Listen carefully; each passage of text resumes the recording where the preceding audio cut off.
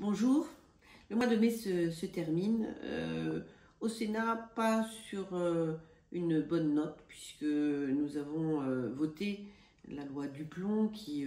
est censée simplifier le travail des agriculteurs, mais qui en fait réintroduit des produits dangereux, des pesticides interdits et qui sont souhaités par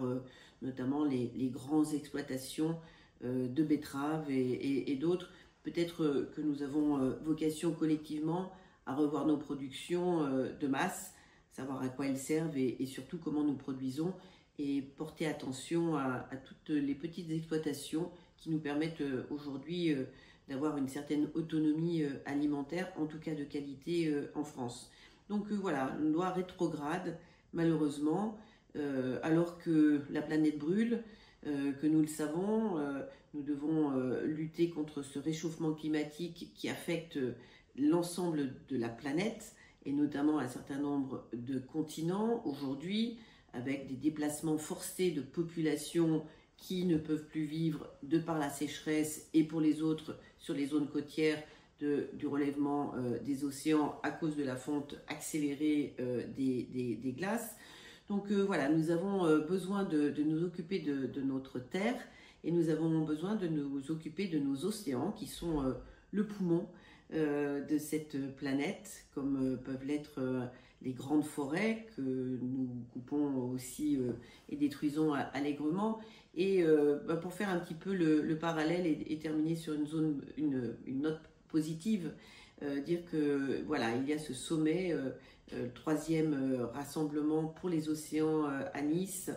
organisé à la fois par la France et le Costa Rica, et qui devrait déboucher sur un certain nombre d'accords entre les pays, puisque les délégations étrangères seront très très nombreuses,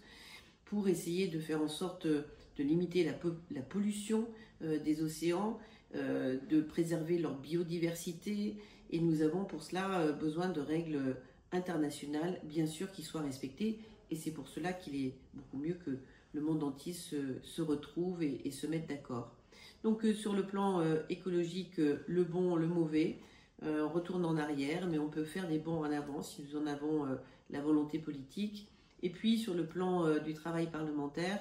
eh bien, deux voyages importants, un au Vietnam et l'autre au Sénégal pour ce mois de mai. Et le mois prochain sera réservé à l'Europe, avec un grand nombre de déplacements dans le cadre de conférences que l'on m'a demandé de donner dans des capitales européennes, et puis du rapport parlementaire sur lequel je travaille sur la base industrielle et technologique de défense européenne. Voilà, donc un mois qui a passé très très vite et je me prépare au prochain.